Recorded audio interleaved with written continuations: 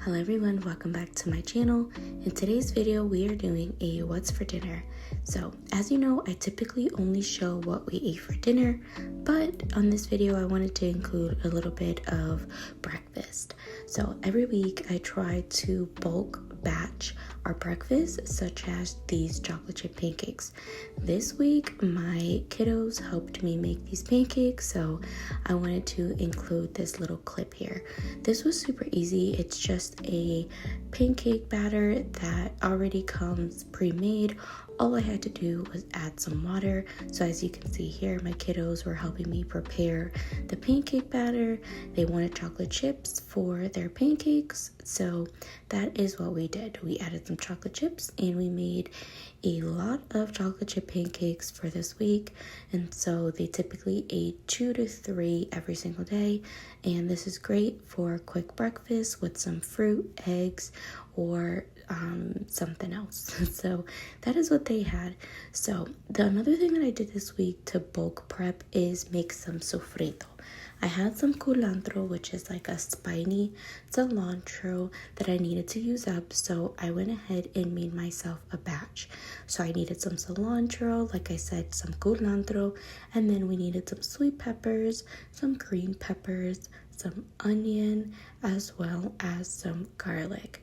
You get all these ingredients and you blend it up.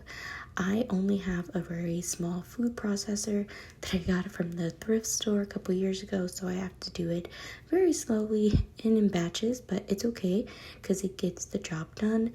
But after you get everything blended, you'll get this green color, and that is why I like it. Some people use a blender, but I like it a little bit more on the chunkier side, so I'm totally fine with doing a food processor.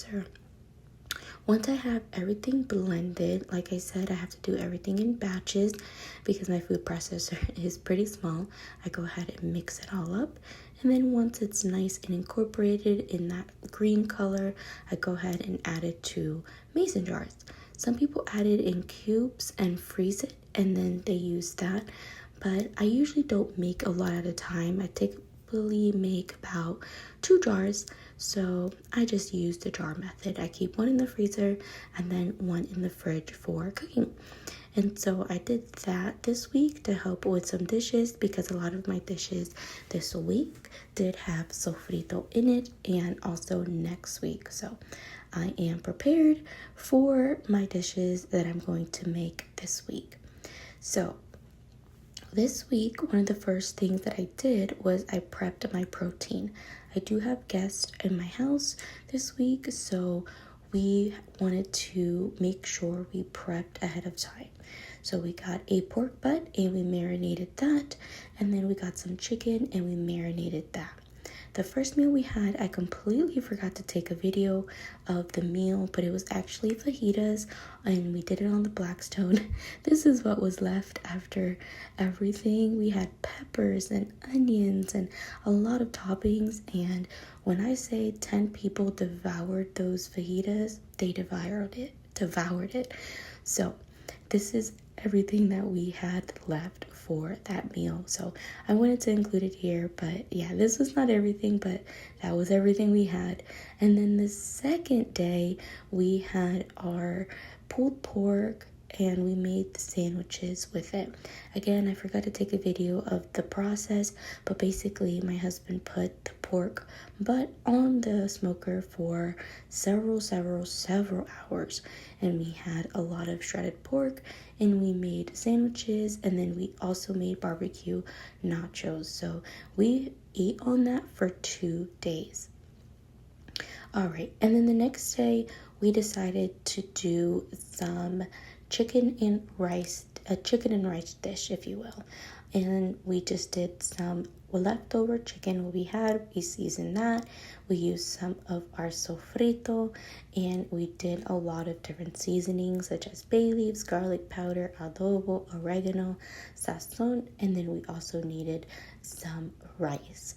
And so this was a good, quick leftover meal. If you have leftover chicken, you can throw everything in a pot and make it all together, and it's like a one pot wonder. You don't have to dirty up more dishes in your sink, and this feeds a crowd very easily as well, so we definitely love this dish for that.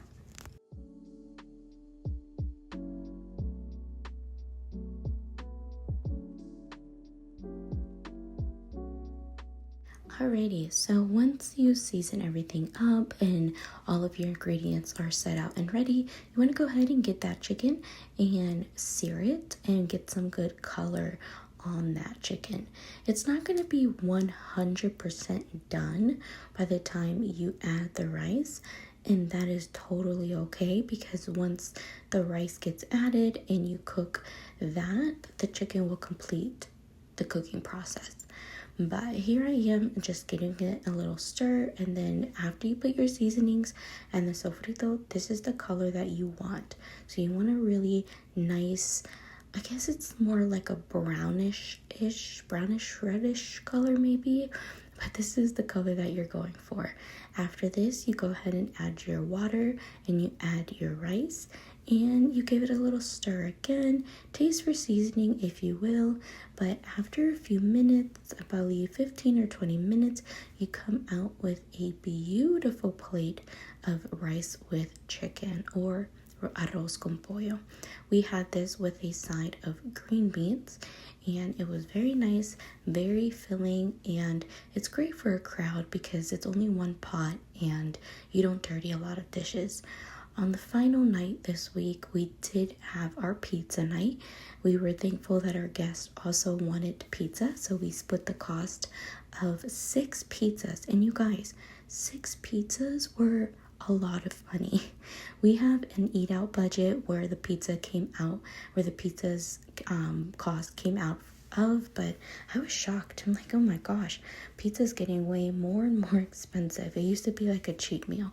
But anyway, that is it for this video. Thank you so much for watching. I hope you got some inspiration on what to cook your family for dinner this week. Feel free to like and subscribe, and I'll catch you in my next one.